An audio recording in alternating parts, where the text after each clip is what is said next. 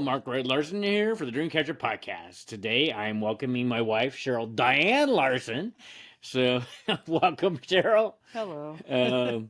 Yeah, this podcast episode is was like everything else has been given to me lately is from God, and we just celebrated our 33rd wedding anniversary yesterday, and he wanted us to do a podcast on how we've made it to 33 years. Actually, we knew each other quite a while before we got married too, and but he just like as most marriages end in divorce. I think it's over half, which is a lot. Yeah. And he just wanted to say, how did we get there? What was the path? What was our journey? And it's like, I guess we can do that.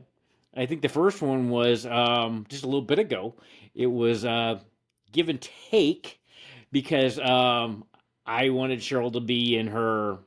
I wear the same outfit every day. Let's just lay the groundwork here. Because I work at a job where I am around chemicals and I don't want to ruin good clothes. So I just wear the same thing until it falls apart and then I replace. And I don't like wearing those. And I've had this thing that I have on for probably 25 years. And he's grumping at me that I'm getting dressed up. You were getting dressed up. This is not getting dressed up. I'm in my pajamas still. So, yeah. Yeah, nobody's going to see me in pajamas other than you, sweetheart. I'm sorry. It just ain't going to happen. First rule of being married 33 years, you know when to... Give and take and know when to shut up. Mm-hmm. True, yes. And it's time for me to shut up. Mm-hmm. And move on with the podcast. So you just know you're not going to win. So move on. Yep, that you got to take those cues. That's for sure. But no, we're actually happy to have you join us on this episode of the Dreamcatcher podcast.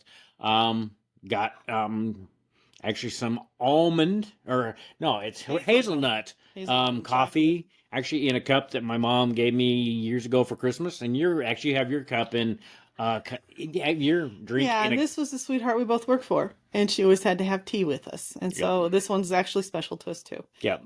So anyway. Yep. So and then we've got cookies. Oh, yeah. That's the main event for him. Cheryl made cookies for our anniversary yesterday. They're actually really good. So, but pretty much everything you make is pretty good. There's been a few things, but would you like a cookie, Cheryl? Not on the couch and make sugar. Oh, come on. So, but anyway, getting back to the podcast. Well, we're still the podcast. Getting back to the subject of the podcast. This is what people when we were getting married, it was we'd known each other for how long had we known each other for? 9 years.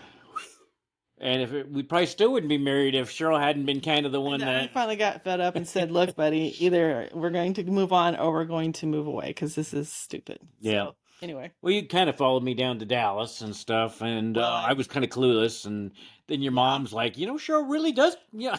Clueless is a very good way to put it. So, this thing where the guy asked the lady to get married and all this stuff can happen. Didn't in our case...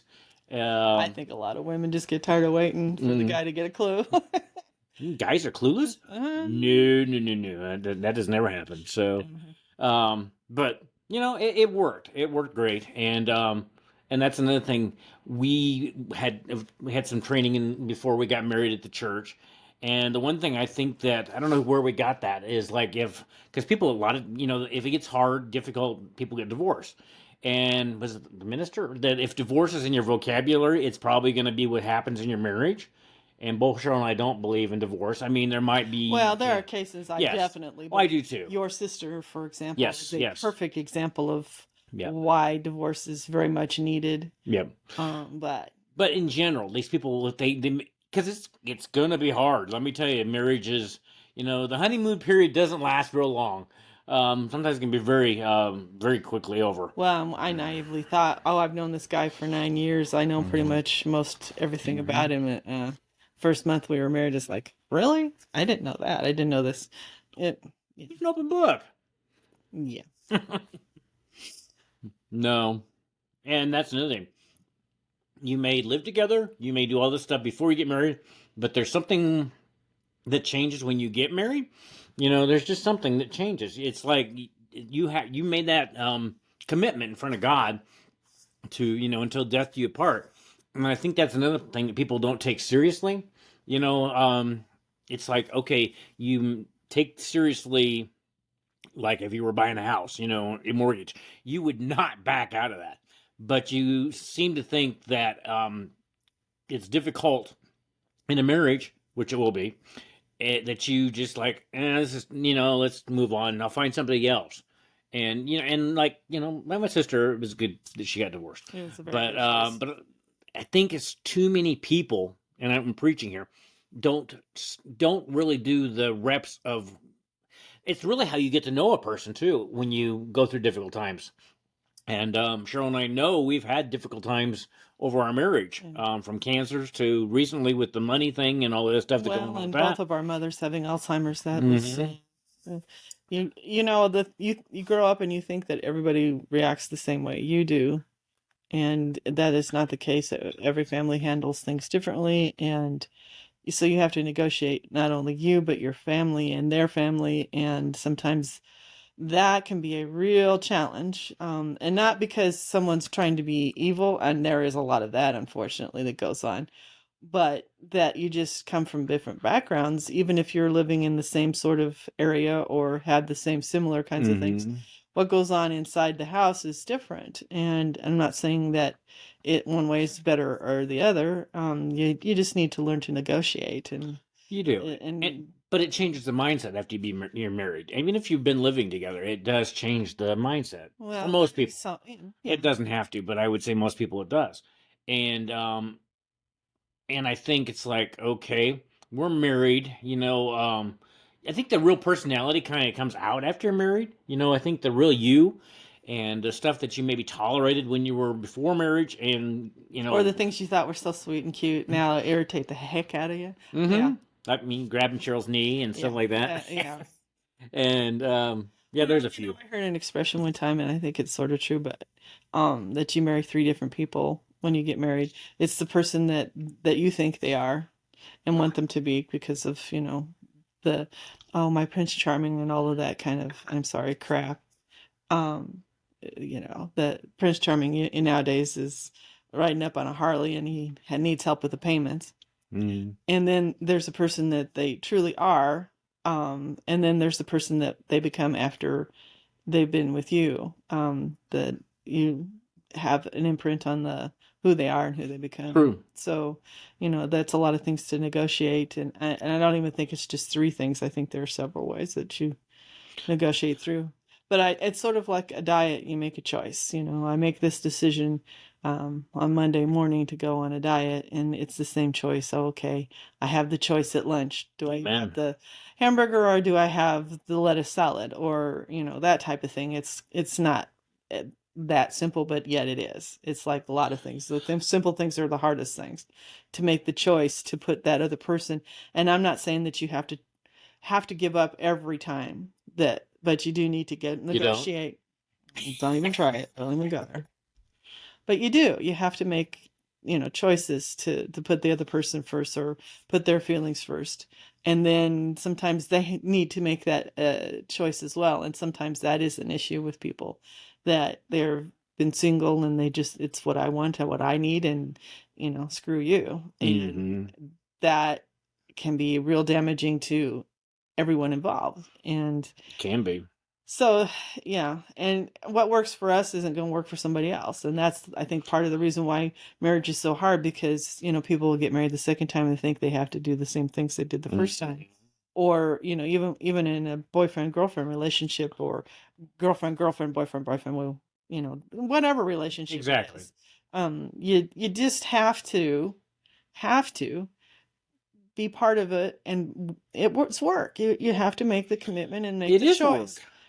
And anything worthwhile is work. Well, even yesterday I was joking about Billy Graham's wife said something along the same lines, that I've never thought of divorce, but I have thought about making a hole in the backyard. And I tell him regularly, the hole is measured and ready to go. If you know, don't understand that knock it off.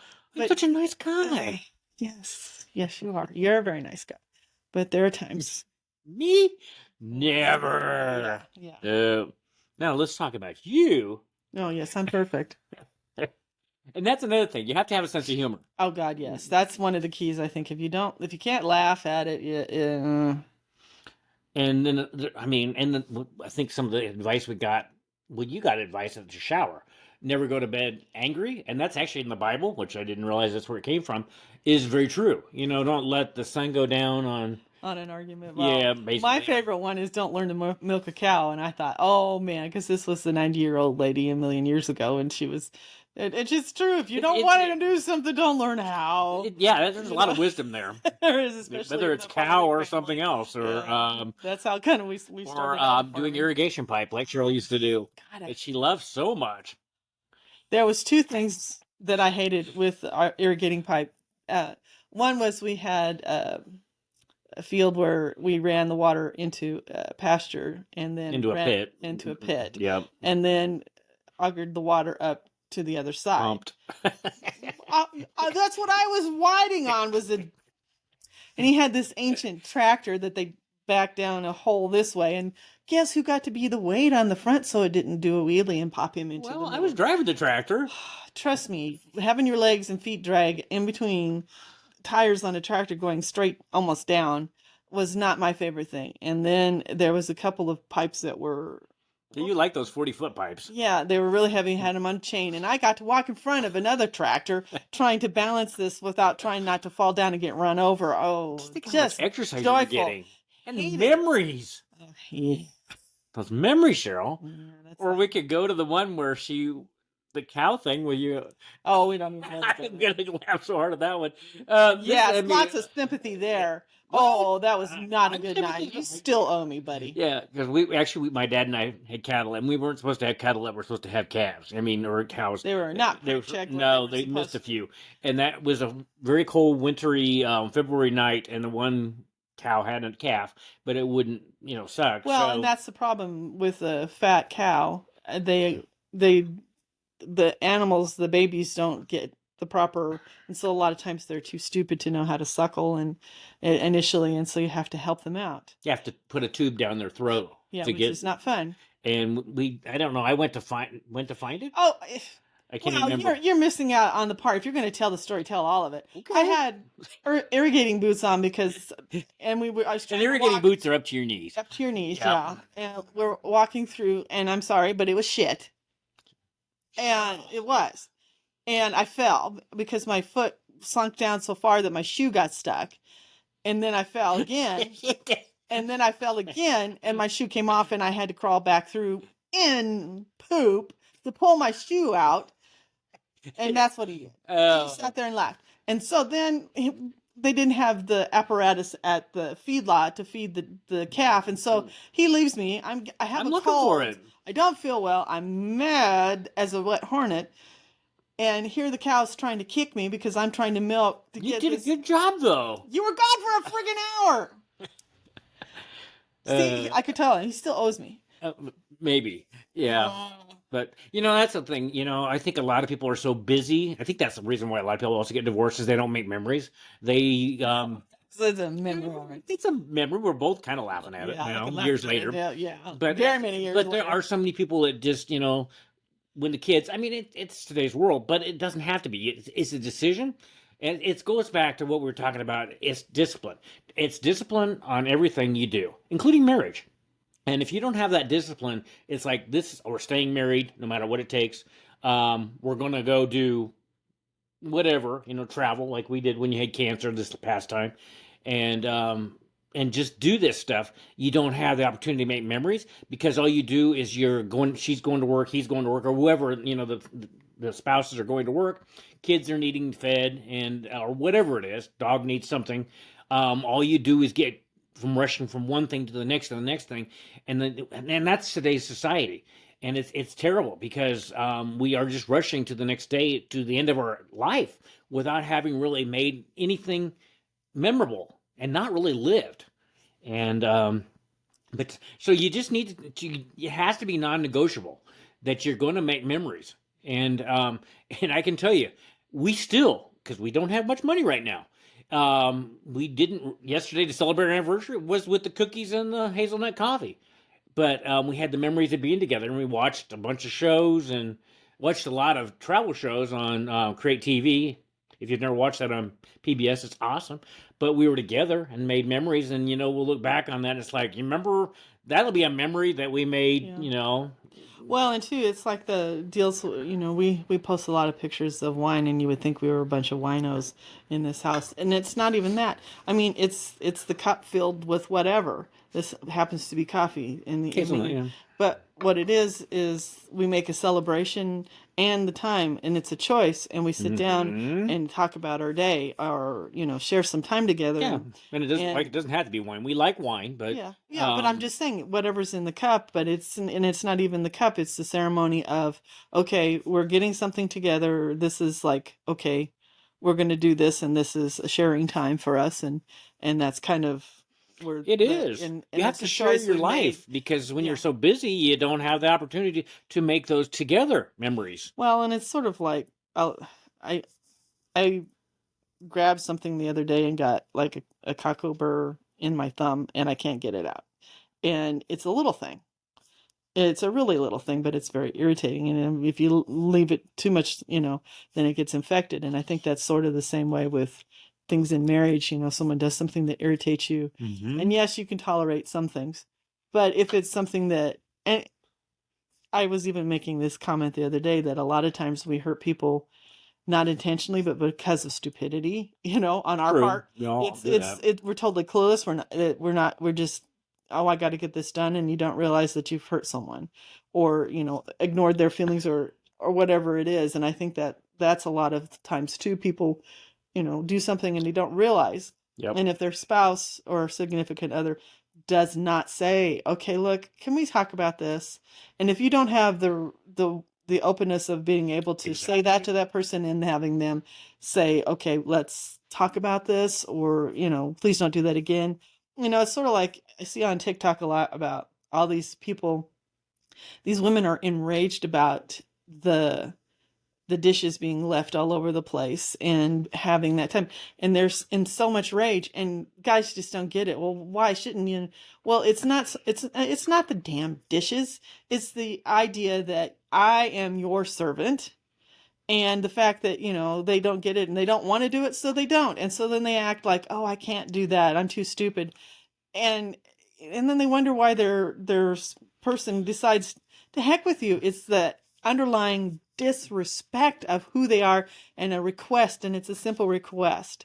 It is, but you still have to. Guys are a lot of times clueless, and you just got to make sure that they got that message. Yes. It goes but both when ways. Someone says to you, please pick these up and put them away, I'm not your servant, I'm not your maid. Yes. And then they choose not to, they don't want to, and I just can't imagine. Well, and you don't do that, and I'm not saying you do. But I'm talking about, that it's not that thing so much as the woman doesn't give a damn about the dishes. It's the fact that you're disrespecting. Yes, exactly. A very simple request, yeah. And it is disrespect. And if you don't respect the people that you marry, then I saw that smirk. Then you're in trouble. You really are, because even if you do stay married, it's a festering wound that gets bigger and bigger and bigger and bigger. Because it does. If it's easy enough to disrespect this small thing, then it's easy enough to disrespect big things. And I think a lot of times that's where in affairs and those type of things, my needs aren't getting met. So F you, you don't respect me. I don't respect who you are, or I don't need to, because, you're just supposed to be there and take care of me. And that's sad. But a lot of people fall into that trap that, No. I don't care. In our marriage, I'm the one it's like, Cheryl, would you pick up that? Mm-hmm. Okay, whatever. You have to admit that I am one that likes. You're neater than I am, and that is one thing. And you're not bad. Marriage that people, whoever it bugs the most is the one that's going to take care of it usually. And I don't go out in the yard. It's just one of my things that. I'm not supposed to push a push mower and that type of thing, and that kind of guy. And we have a trimmer, and I can't manage it with my frozen shoulder and all those types of things. So we did it for years, and we'd come home, and the lawn was just a huge pain in the rear for both of us. And where we live, there's a lot of mosquitoes and such, and we both know 5 or 6 people that have had West Nile, and so you come home and see that, and it's terrifying, and so it's just easier to go inside. And finally, we kind of got together and discussed it and said, this lawnmower of ours is falling apart, and we need to get a new one. And we did the math, and as much money as we would have been spending on buying a new lawnmower for the acreage, it was cheaper, and it was something that we could do for each other. Well, yeah. That we have someone else do it. And our friend Carter kind of taught us to hire things done, But I felt bad because I really couldn't do some of the things that needed to be done in the yard. And then, you would come home and you were exhausted and you didn't need to. Last thing you wanted to do. And then you were out there with those mosquitoes. And like I said, we've known several people, and a couple of them have almost died from the West Nile. And having you be out there and exposed to that. Look how fast we mowed, though. Trying to get away from the mosquitoes. Yeah. It was exercise and no, it wasn't worth it. But it wasn't worth it. And these are the service that we have. There's a gentleman and his son, and they come in and they're done. They're awesome. And they do a better and job. I don't miss. It's all done at once. That's one thing. I'm glad Carter got us taught that, because I hire so many things done, because it's just like, if they're geared up to do that. That's one thing. I think people try to do so many things to save money, but but it's kind of, it's like, okay, well, they're actually geared up. Spot. Yeah, we would have been, because it would have, what payments we would have been making on that is about equal to what we were paying for someone else to do it, and then at the same time, by the time we got done paying it off, the thing is worn out, and we're in the same place. Yeah. And they're geared up to do it. That's what their profession is. It's just like people try to skimp on taxes, and some pet taxes are really simple. I can understand it. But if you have taxes that you're trying to do, you need to take it to a professional. They're the ones that knows the ins and out of that, or whatever it may be, taxes, lawn service, whatever it is. It is something we've learned over our married life, thanks to good friends like Carter, I said. But that you hire the professionals to do that, because they're, in the long run, they're cheaper. And you have the time freed up to make memories, Well, and not only that, it was a stress for both of us. And and I think a lot of times, too, it goes to things that if you need help, you need to ask.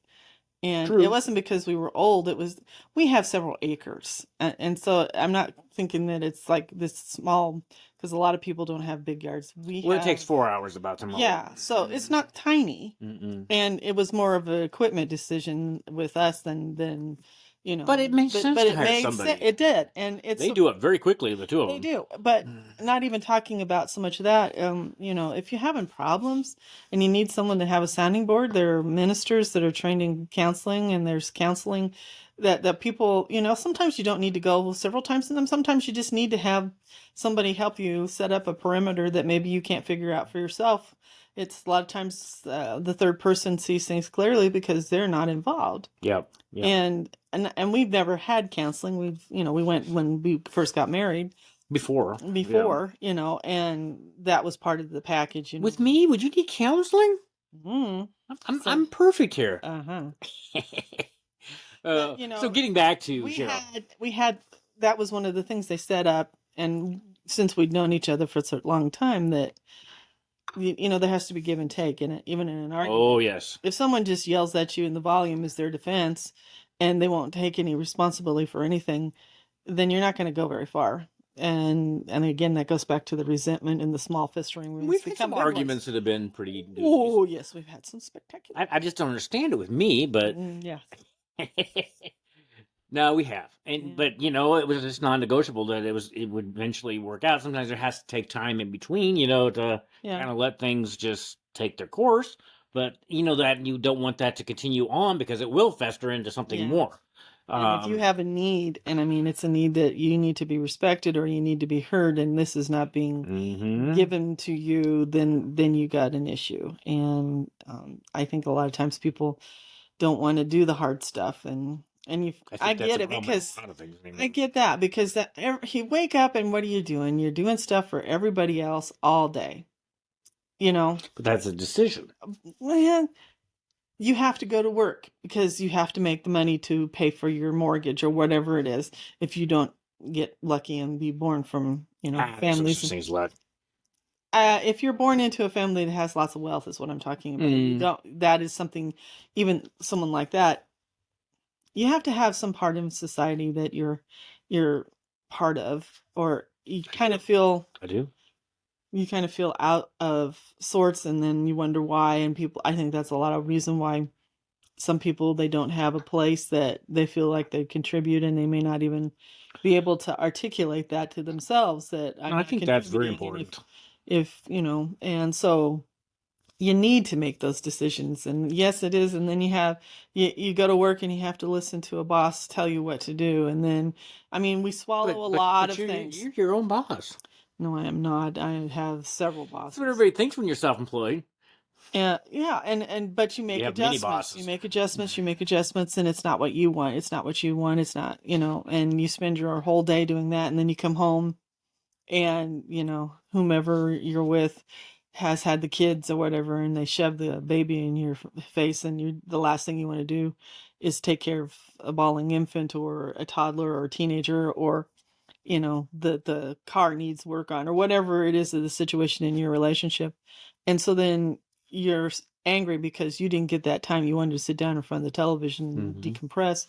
But by the same token, this other person has been dealing with whatever it is all day. And that's why communication is so important. That's why you say sometimes you just need to back off, go to separate corners, and calm down. And I mean, there's been times when Mark has gotten really angry, and I just disappear, because I know that if I say anything, he's going to attack me, or I'm going to attack him, because not physically. No, but you know what I mean. When you yell at somebody, when you're mad, that's what I was telling somebody the other day. I said the only time that you really get the truth is when it's a kid, when it's a drunk, or when someone's mad. You get the truth.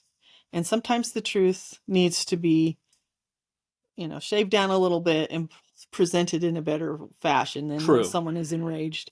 And sometimes when someone's angry, it's nothing to do with you. Maybe they're mad. It could be something else. It could be something else, but you need that time to have some space just to kind of, level yourself out. And the worst time to, scream at somebody is when they're screaming at you, because you. It's not a good deal. It's definitely not a win-win. It's a lose-lose.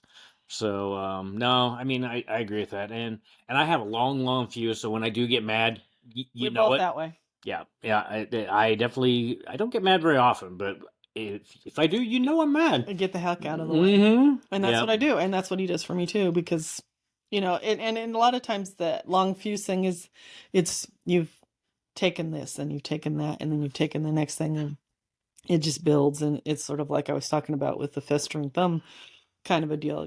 It's maybe a small thing, but when you get the big load of it all at once, you finally just have to shake some of that off. You do.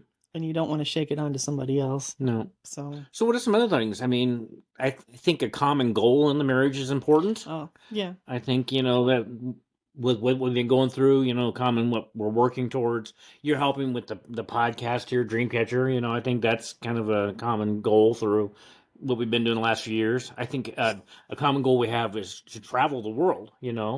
I think you need to have stuff that you work towards together as a couple, as a family. And I think too many people, and that's the bad thing, because we both grew up when we still had, before the phones, we're that old, but we had meals together with our family. We talked. We kind of were as a I don't know, a successful unit, and well, that's what goes back to us having the glass of wine or the cup of coffee together. And I hesitate to call it ceremony, but it kind of is. It is that every family has their little ceremonies that they have, that whether or not it's something that you even consciously know that you're doing. Well, that's kind of why we always celebrate every day. Pretty much every day gets celebrated, because cancer definitely brought that home. Today could be your last day. And that's one thing you need to think with your spouse is, like, would I want to leave it this way if they were maybe in a car accident or something bad happened to them? Because we're not guaranteed more than this moment. And too many people say, I will do it someday. I will do it down the line. I'll apologize, when I get around to next week. I'm busy right now. I got work to do. And I think you need to make sure you get that person, because would you want to leave it that they were killed or something bad happened to them, which, if killed to be the one that they wouldn't be able to really talk to the person again. But would you want to leave it that way? you got to think of when you're putting it out there, how's that going to respond to the other person or to your life? Because if you don't get to say I'm sorry or make amends with your spouse, how is that going to affect your future in the rest of your life? I don't think people take that into account. What do you think? Well, no, I don't think so. But we don't really truly think. We kind of go through life with the blinders on, and you kind of have to a point. Because if you think about all the things that that are going on in the world, and all the things that you hear on the television, especially about all the nasty things and the horrible things that other people do to one another. You could be curled up in a ball in your closet and be afraid to do anything. You could, yeah. So, in order to step out into the world, you do have to put those kind of blinders on. And so we kind of live that way, where we're just kind of disconnected from that for necessity, just to be able to function.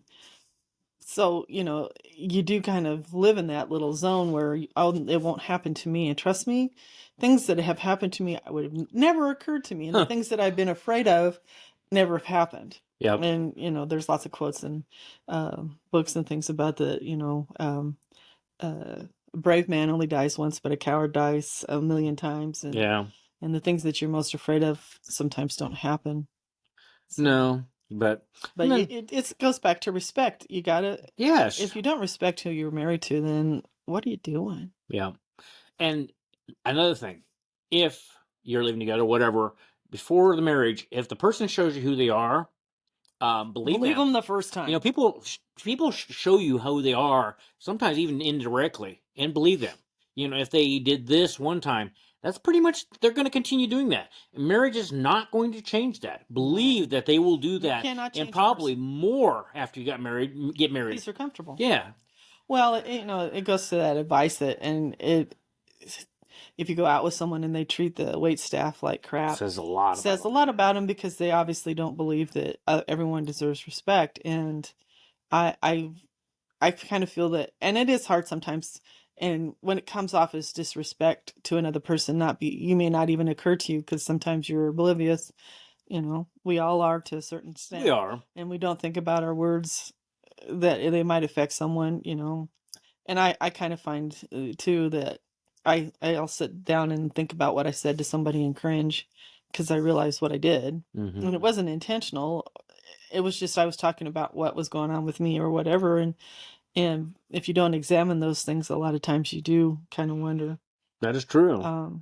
And so you do have to make the choice again to try and be respectful. Yeah. And it takes effort, because sometimes you just, like I say, kids, and when you're mad and drunk, they will tell you the truth. And sometimes when you're mad, you want to just tell that person, everything. But it's best to hold back on, the more hurtful things. And yeah, it feels good in the moment, but if you say something really vicious to your spouse or your other person that you're with, they carry that.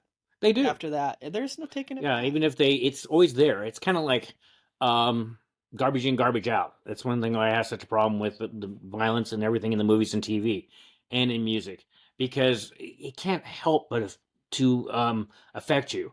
I mean, it becomes commonplace, and so then. Well, and I see it because I avoid it very much, and even if I see something on YouTube, wherever I saw it, or on news or wherever, a show, program, I can't get that out of my system. I feel bad. I feel dirty, for quite a while, because it's just like it's in my body now, and I can't get it out. That's why I personally have to stay away from that, because I want to be the other way. That's why I'm positive. That's why I'm happy.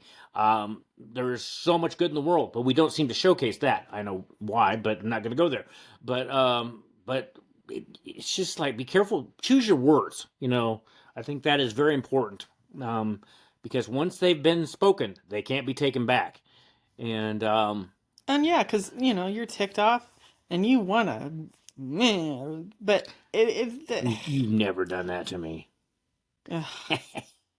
No, but anyway, it's anything else that, we all, and one thing, when you get married, you have the families to deal with. Oh yes. And that's something I don't think people take really into, consider, and it is good, but it's a little bit different after you get married, I think.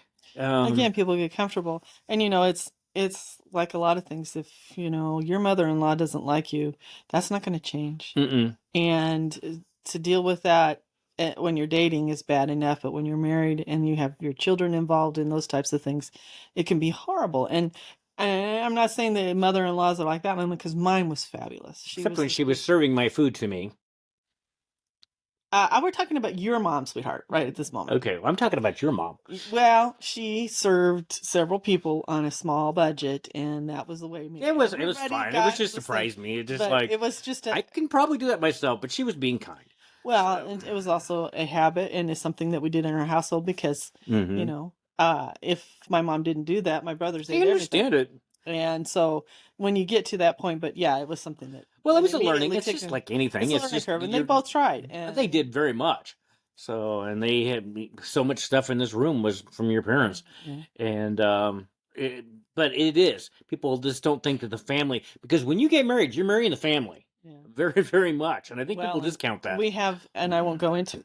Excuse me, I won't go into it, but the family has been an issue with someone that we care about, big time.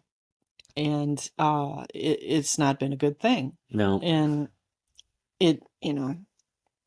Yeah, that's something you marry the family too. You do. It's and something you marry all of their traditions and all of everything, all their.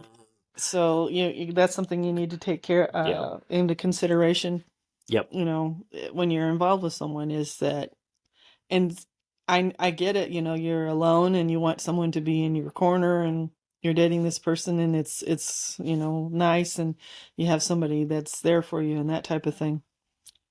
And so the list gets kind of long sometimes when you're thinking about really being with someone, and nothing's going to be perfect. And if you're going with open eyes, Well, just be, flexible, because it's going to be a give and take, because it's all new. Yeah. Even if you've lived together, it's going to be new. Oh yeah, there's stuff that, like I said, we knew each other 9 years, and when you put two households together, even if you've lived together, you probably have more stuff that you haven't put together, and maybe they haven't said anything, because you're just living together. But then it's like, I would really like this to be in the household, or this, whatever.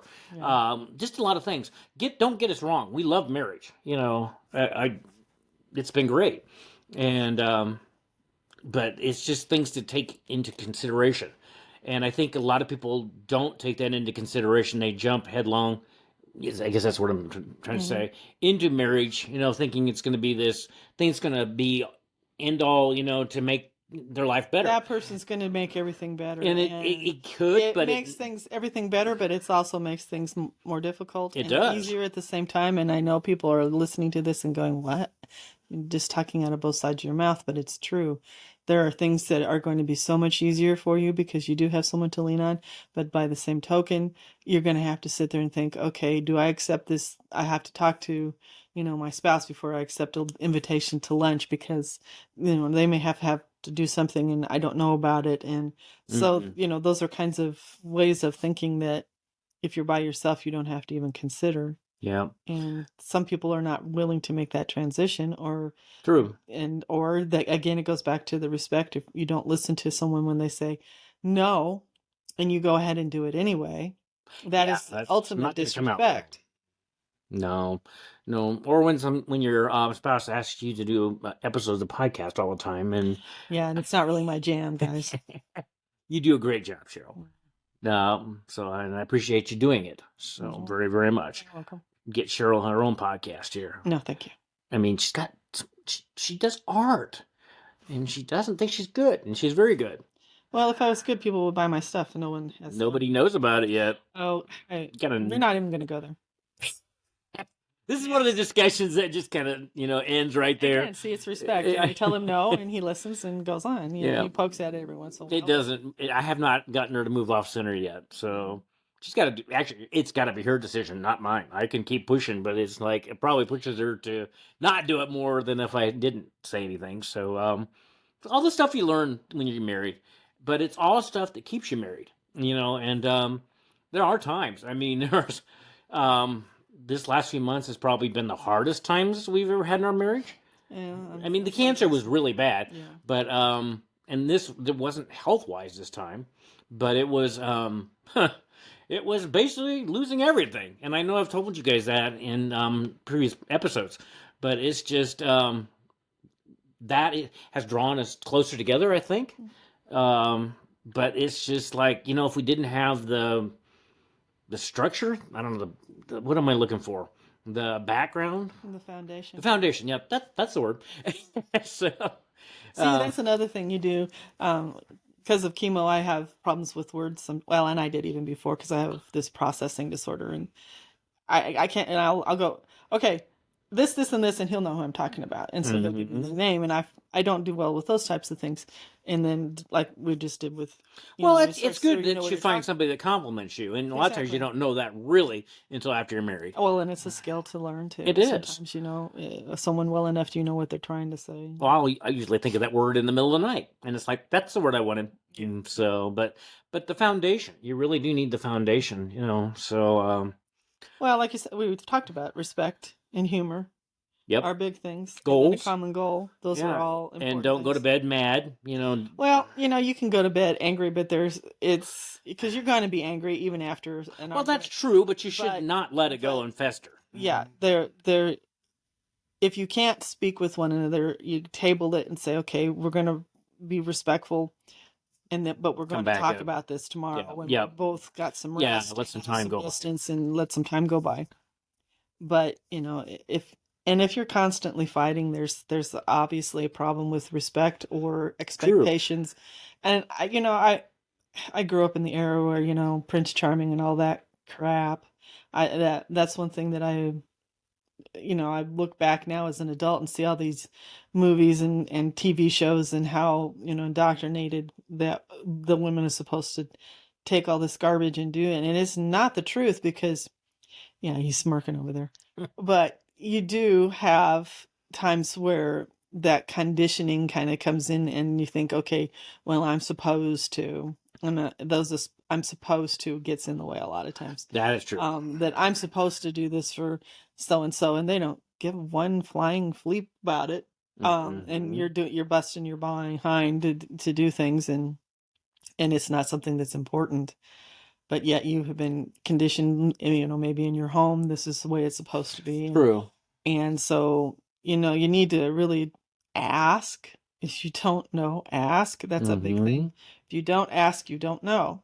And, communicate. Yeah, and you don't read minds. But it's also if someone tells you repeatedly, no means no. And there's some issues and such where people change their mind after they get married, and that is kind of a sad thing because yes, that is true. No, I don't want to move here, or no, I don't want you to take that job, or no, I don't want children, and those are big bugaboos to work through.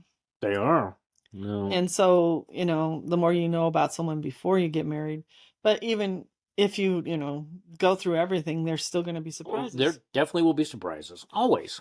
So. And we're not saying they're nasty ones or any of that type of thing, but you can't have one without the other. There's always two sides to things. And you need to, when you have those times when you are at a standstill or standoff, just find a way to figure it out. Don't think divorce or, I'm going to go, get a lawyer and I'm going to take you for all you're worth. It's like, so is that loving? And all that does is the other person's going to return right back. Because what you give out, you get back, no matter what it is. If you give love out, you get it back.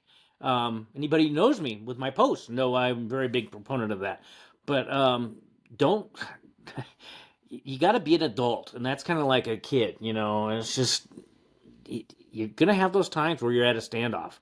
And you're probably going to each have to give something, And I think compromise, compromise can be bad, but there are times where you just have to compromise because, they are very passionate about their position, and you are too. So you just can't be at the standoff. Well, and it can't be that it's always the one person is giving up. Amen. Always giving up everything. That is not... No. Yeah, we could go there and you wouldn't like the conversation. But, there are things that you have to help out. You do. Or you're just, what are you doing? Like I say, you just cannot let that person run over you, and you can't let them say it's all your fault every time, because there are another issues where people have learned in their homes, or they, lack of respect that they've been shown in their home with their parents or whomever raised them. And so sometimes, again, people don't understand that's what they're doing, or they don't care, and it goes to the lack of respect for their partner. I've known some people that have married, and this is more of an older generation, but they got the pretty girl, and so now the pretty girl is supposed to meet them in full makeup and hair done, and they're bourbon at the night when they sit down and come home from work, and the kids are all supposed to be perfectly clean, and everything in the house is supposed to be clean, or whatever it is, and they're not supposed to have to help. And that especially in this day and age. And it's not housework that I'm talking about. I'm talking about anything in the marriage or anything in the relationship where everything has to be done a certain way for the one person, and the other person is always scrambling to meet all the needs. And and that when it was the wife basically stayed home and took care of the kids, but now the wife is usually out working, but you're still a lot of times the guy, the man, whatever, is still expecting the wife to do the stuff that was traditional for the wife to do, which isn't right and not fair. And it's just like, I can tell you that men, if they don't know how to do laundry and all the other stuff that goes with it, they should. I mean, I've known laundry. My parents had me do my long time ago. And and it goes to the deal with irrigating and stuff. That was the last thing I wanted to do, but he needed the help, and so you help. And Cheryl was good. Yeah, I complained the whole time, but that's all right. Yeah, this is probably better than the pipe, isn't it, Cheryl? Yes, at least it's a little less scary, and not worrying about my legs being crushed underneath tires on a tractor. I think that's a good thing. Yeah, I think that's definitely good.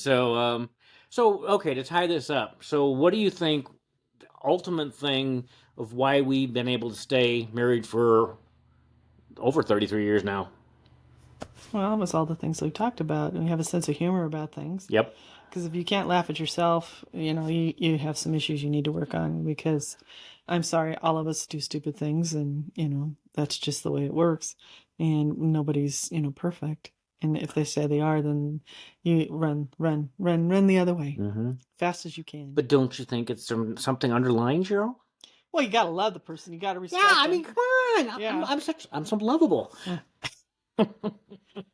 As you can tell, my husband's full of crap most of the time when I think about things, but it goes to sense of humor. You have to enjoy. Oh, you yourself. Love me. Yes, I do. Or I wouldn't be saying it.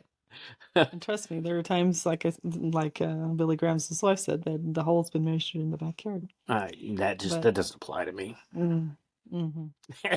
So on that, I think we've gone on long enough here.